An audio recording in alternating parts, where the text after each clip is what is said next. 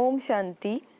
आज की अव्यक्तवाणी की डेट है 23 अक्टूबर 1970 और आज की मुरली की हेडिंग है महारथी बनने का पुरुषार्थ। रूहानी ड्रिल आती है। ड्रिल में क्या करना होता है?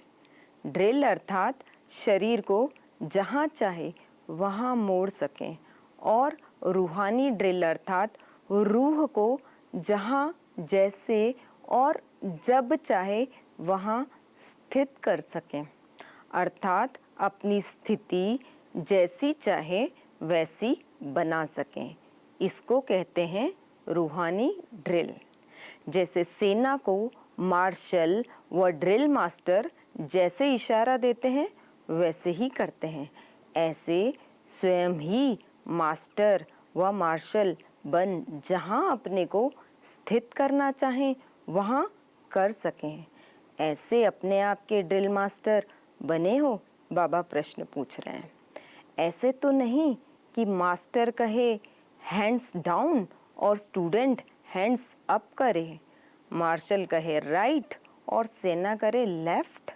ऐसे सैनिकों व स्टूडेंट्स को क्या किया जाता है? डिसमिस। तो यहाँ भी स्वयं ही डिसमिस हो ही जाते हैं अपने अधिकार से। प्रैक्टिस ऐसी होनी चाहिए जो 1 सेकंड में अपनी स्थिति को जहाँ चाहो वहाँ टिका सको, क्योंकि अब युद्ध स्थल पर हो। युद्ध स्थल पर सेना अगर 1 सेकंड में डायरेक्शन को अमल में न लाए तो उनको क्या कहा जाएगा?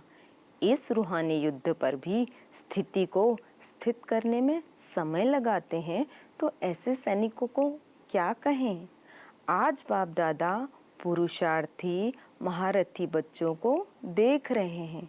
अपने को जो महारथी समझते वो हाथ उठाओ। फिर कुछ ने हाथ उठाया। जो महारथी नहीं है वो अपने को क्या समझते हैं? अपने को घोड़े सवार समझते हैं, वह हाथ उठावे। जिन्होंने महारथियों में हाथ नहीं उठाया उन्हों से बाप दादा एक प्रश्न पूछ रहे हैं। अपने को बाप दादा का वारिस समझते हो? जो अपने को घोड़े सवार समझते हो वो अपने को वारिस समझते हैं? वारिस का पूर्ण अधिकार लेना है व नहीं? जब लक्ष्य पूरा वर्षा लेने का है तो घोड़े सवार क्यों? अगर घोड़े सवार हैं तो मालूम है नंबर कहाँ जाएगा? सेकंड ग्रेड वाले कहाँ आएंगे? इतनी परवरिश लेने के बाद भी सेकंड ग्रेड। अगर बहुत समय से सेकंड ग्रेड पुरुषार्थ ही रहा तो वर्षा भी बहुत समय सेकंड ग्रेड मिलेगा, बाकी थोड़ा समय फर्स्ट ग्रेड में अनुभव करेंगे। सर्वशक्तिमान बाप के बच्चे कहलाने वाले और व्यक्त अव्यक्त द्वारा पालना लेने वाले फिर सेकंड ग्रेड। ऐसा मुख से कहना भी शोभता नहीं है। या तो आज से अपने को सर्वशक्तिमान के बच्चे न कहलाओ। बाप दादा ऐसे पुरुषार्थियों को बच्चे न कहकर क्या कहते हैं मालूम है? बच्चे नहीं कच्चे हैं। अभी तक भी ऐसा पुरुषार्थ करना बच्चों के समान लायक नहीं दिखाई पड़ता है। इसलिए फिर भी बाप दादा कहते हैं कि बीती सो बीती करो, अब से अपने को बदलो। महारथी बनने के लिए सिर्फ 2 बातें याद रखो। कौन सी? एक तो अपने को सदैव साथी के साथ रखो। साथी और सारथी वह है महारथी। पुरुषार्थ में कमजोरी के 2 कारण हैं। बाप के स्नेही बने हो लेकिन बाप को साथी नहीं बनाया है। अगर बाप दादा को सदैव साथी बनाओ तो जहाँ बाप दादा साथ है वहाँ माया दूर से मूर्छित हो जाती है। बाप दादा को अल्प समय के लिए साथी बनाते हैं, इसलिए शक्ति की इतनी प्राप्ति नहीं होती है। सदैव बाप दादा साथ हों तो सदैव बाप दादा से मिलन मनाने में मगन हों, और जो मगन होता है उसकी लगन और कोई तरफ लग न सके। शुरू में बाप से बच्चों का क्या वायदा हुआ है? तुम्ही से खाऊं, तुम्ही से बैठूं, तुम्ही से रूह को रिझाऊं। वह अपना वायदा भूल जाते हो? अगर सारे दिनचर्या में हर कार्य बाप के साथ करो तो क्या माया डिस्टर्ब कर सकती है? बाप के साथ होंगे तो माया डिस्टर्ब नहीं करेगी, माया का डिस्ट्रक्शन हो जाएगा। तो भल बाप के स्नेही बने हो लेकिन साथी नहीं बनाया है, हाथ पकड़ा है, साथ नहीं लिया है, इसलिए माया द्वारा घात होता है। गलतियों का कारण है गफलत। गफलत गलतियां कराती है। अगर रूह को न देख रूप तरफ आकर्षित होते हैं तो समझो मुर्दे से प्रीत कर रहे हैं। मुर्दे से प्रीत रखने वाले को समझना चाहिए कि हमारा भविष्य मुर्दा घाट में कार्य करने का है। जिस समय ऐसा संकल्प भी आए तो मुर्दा घाट का पाठ समझो। सभी को कहते हो ना, एम और ऑब्जेक्ट को सामने रखो। तो जो भी कार्य करते हो, जो भी संकल्प करते हो, उसके लिए भी लक्ष्य और प्राप्ति अर्थात एम ऑब्जेक्ट सामने रखो। सर्वशक्तिमान बाप वरदाता से अपना कल्प कल्प इसी पाठ का वर्षा लेने लिए आए हो। मुर्दों को सुरजीत करने वाले मुर्दा घाट में पाठ नूंदने लिए आए हैं। अपने से पूछो, जो भी बच्चा अपनी गलतियों को एक बार बाप के सामने रखता है, उनको यह समझना चाहिए कि बाप के आगे अपनी कमियों को रखने के बाद अगर दोबारा कर लिया तो क्षमा के सागर के साथ 100 गुना सजा भी ड्रामा प्रमाण स्वतः ही मिल जाती है। अपने को 100 गुना सजा से बचाने के लिए सदैव बाप दादा के अपने सामने रखो।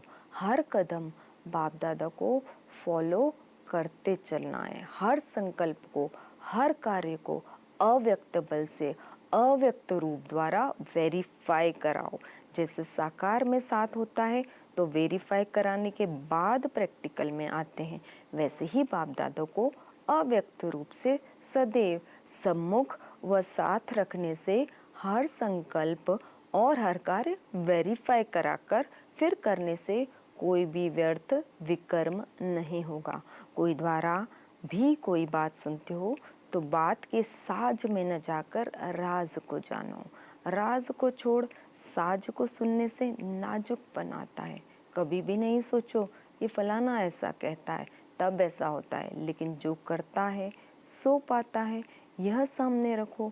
दूसरे की कमाई का आधार नहीं लेना है, न दूसरे की कमाई में आंख जानी चाहिए, जिस कारण ही ईर्ष्या होती है। इसके लिए सदैव बाप का यह स्लोगन याद रखो, ये अपनी घोट तो नशा चढ़े। दूसरे के नशे को निशाना नहीं बनाओ, लेकिन बाप दादा के गुण और कर्तव्य को निशाना बनाओ। सदैव बाप दादा के कर्तव्य की स्मृति रखो कि बाप दादा के साथ मैं भी अधर्म विनाश और सद्धर्म की स्थापना के कर्तव्य अर्थ निमित्त बनी हुई हूँ। जो अधर्म के विनाश अर्थ निमित्त है वह स्वयं फिर अधर्म का कार्य व देवी मर्यादा को तोड़ने का कर्तव्य कैसे कर सकते हैं? मैं मास्टर मर्यादा पुरुषोत्तम हूँ तो मर्यादाओं को तोड़ नहीं सकते हैं।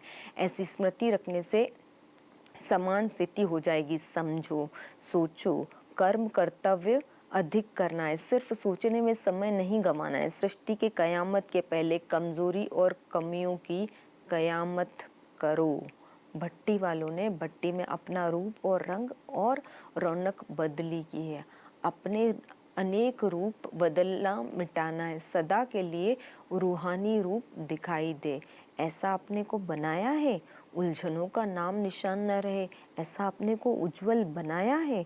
अल्पकाल के लिए प्रतिज्ञा की है, वह अंतकाल तक प्रतिज्ञा की है।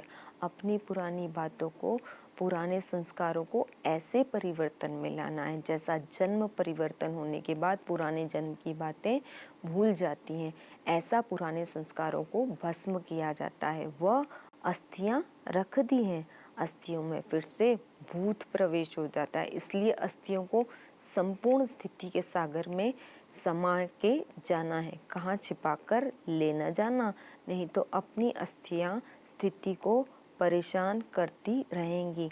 संकल्पों की समाप्ति करनी है। अच्छा, तुम हर एक बच्चे को पुरुषार्थ करना है तख्त नशीन बनने का, न कि तख्त नशीन के आगे रहने का। तख्त नशीन तब बनेंगे जब अब समीप बनेंगे। जितना जो समीप होगा उतना समानता में रहेगा। तुम बच्चों के नैनों को कोई देखे तो उनको मुक्ति, जीवन मुक्ति का रास्ता दिखाई दे। ऐसा नैनों में जादू हो तो आपके नैन कितनी सेवा करेंगे। नैन भी सेवा करेंगे तो मस्तक भी सर्विस करेगा। मस्तक क्या दिखाता है? आत्माओं को। बाप आपके मस्तक से बाप का परिचय हो, ऐसी सर्विस करनी है। तब समीप सितारे बनेंगे। जैसे साकार में बाप को देखा, मस्तक और नैन सर्विस करते थे।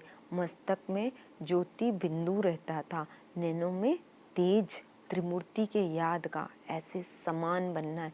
समान बनने से ही समीप बनेंगे। जब आप स्वयं ऐसी स्थिति में रहेंगे तो माया क्या करेगी? माया स्वयं खत्म हो जाएगी। तुम बच्चों को रेगुलर बनना है। बाप दादा रेगुलर किसको कहते हैं?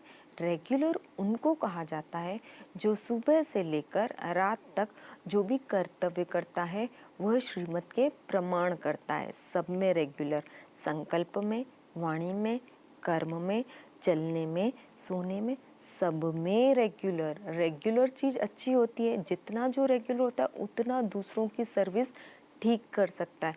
सर्विसेबल अर्थात एक संकल्प भी सर्विस के सिवाय न जाए, ऐसे सर्विसेबल और कोई सबूत बना सकते हैं। सर्विस केवल मुख की ही नहीं लेकिन सर्व कर्मेंद्रियां सर्विस करने में तत्पर हों। जैसे मुख बिजी होता है वैसे मस्तक, नैन सर्विस में बिजी हों। सर्व प्रकार की सर्विस कर सर्विस का सबूत निकालना है। एक प्रकार की सर्विस से सबूत नहीं निकलता, सिर्फ सराहना करते हैं। चाहिए सबूत तो सबूत देने लिए सर्व प्रकार की सर्विस में सदा तत्पर रहना है।